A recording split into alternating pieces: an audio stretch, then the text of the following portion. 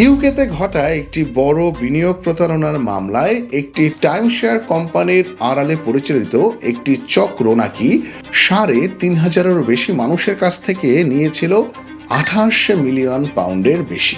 এমন একটি অভিযোগের পরে শুরু হয় তদন্ত এবং তদন্ত শেষে সেই চক্রটিকে দোষী সাব্যস্ত করা হয়েছিল। পুরো ঘটনা জানাবো আপনাদেরকে। কিভাবে একটি চকচকে ব্যবসার আড়ালে পরিচালিত একটি প্রতারণা বছরের পর বছর ধরে হাজারো মানুষের জীবন সঞ্চয় ক্ষতিগ্রস্ত করেছিল এবং কিভাবে শেষ পর্যন্ত এই মামলায় ১৪ জনকে বিচারের মুখোমুখি করা হয়েছিল। পুরো ঘটনাটি বুঝতে আপনাকে আগে জানতে হবে টাইম শেয়ার বিষয়টি কি। টাইম শেয়ার হলো এমন একটি ব্যবস্থা যেখানে কেউ একটি হলিডে অ্যাপার্টমেন্ট বা রিসোর্টের পুরো মালিকানা না কিনে বছরে একটি নির্দিষ্ট সময়ে সেটি ব্যবহারের অধিকার কিনে থাকেন। অর্থাৎ আপনি কোনো একটা জায়গার কোনো একটা অ্যাপার্টমেন্ট বা কোনো একটা রিসোর্টে আপনি শুধুমাত্র বছরের কয়েকটা নির্দিষ্ট দিন সেখানে কাটাবেন, সেই অধিকারটুকু কিনে নিচ্ছেন। কিন্তু এখানে ছিল বেশ বড় বড় এবং কঠিন কঠিন কিছু শর্ত। ব্যবহারকারীদেরকে যখন চুক্তি দেয়া হতো, চুক্তি এত বেশি পৃষ্ঠার থাকতো যে মানুষ শেষ পর্যন্ত সেখানে যেতেই পারতো না এবং খুব চতুরতা করে সেই চুক্তিতে অনেকগুলো শর্ত রাখা হয়েছিল, যার ফলে মানুষ কিছুদিনের মধ্যেই চুক্তি থেকে বের হয়ে যাওয়ার চেষ্টা করছিলেন, কিন্তু চুক্তিতে থাকা শর্ত অনুযায়ী সেটা খুব কঠিন বা প্রায় অসম্ভব বলে মনে হয়েছিল। প্রসিকিউশনের তথ্য অনুযায়ী এই সমস্যাটিকেই কাজে লাগিয়েছিলেন ৫৪ বছর বয়সী মার্ক রো এবং তার সহযোগীরা। কোম্পানিটি তাদের নাম রাখে সেল মাই টাইম শেয়ার। যুক্তরাজ্য এবং স্পেনে ছিল তাদের অফিস। চুক্তিটি অনেক দীর্ঘ, কঠিন এবং প্রতি বছর বাৎসরিক ফি দেওয়ার কারণেই অনেক গ্রাহকই এই চুক্তি থেকে বের হয়ে আসতে চাইতেন এবং তখন ওই কোম্পানি থেকে বলা হতো, আমরা আপনাকে এই চুক্তি থেকে বের হতে সাহায্য করব, কিন্তু তার বিনিময়ে একটি ফি দিতে হবে।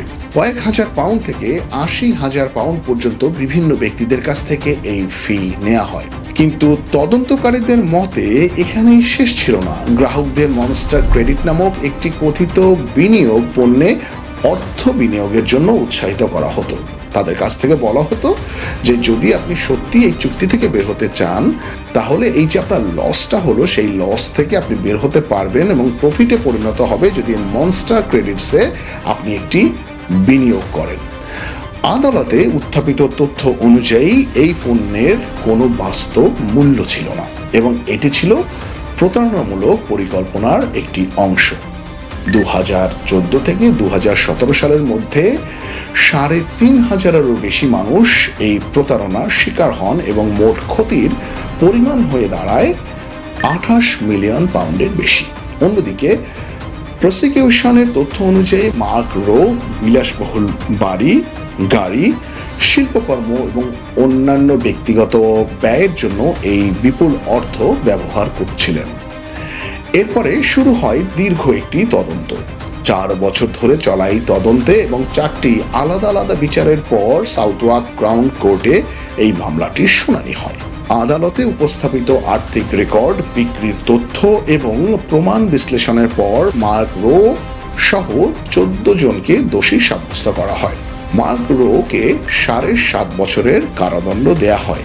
এছাড়া তাকে সহযোগিতা করার জন্য আরও ১৩ জন অভিযুক্তদের বিভিন্ন মেয়াদে সাজা দেওয়া হয়। ক্রাউন প্রসিকিউশন সার্ভিস এই মামলাটিকে যুক্তরাজ্যের অন্যতম বড় বিনিয়োগ প্রতারণা হিসাবে বর্ণনা করেন এবং জানান এই মামলাটির মাধ্যমে হাজারো ক্ষতিগ্রস্ত মানুষের জন্য ন্যায় বিচার নিশ্চিত করার চেষ্টা করা হয়েছে।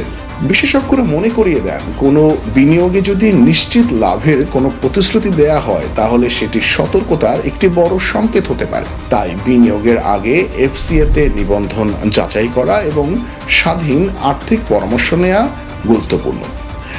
আজকের মতো এই এপিসোডটি শেষ হচ্ছে, কিন্তু আগামীকালকে আরও একটি ক্রাইম কেস নিয়ে আরেকটি নতুন এপিসোডে আমি আজমির হাজির হয়ে যাব। সে পর্যন্ত ভালো থাকুন।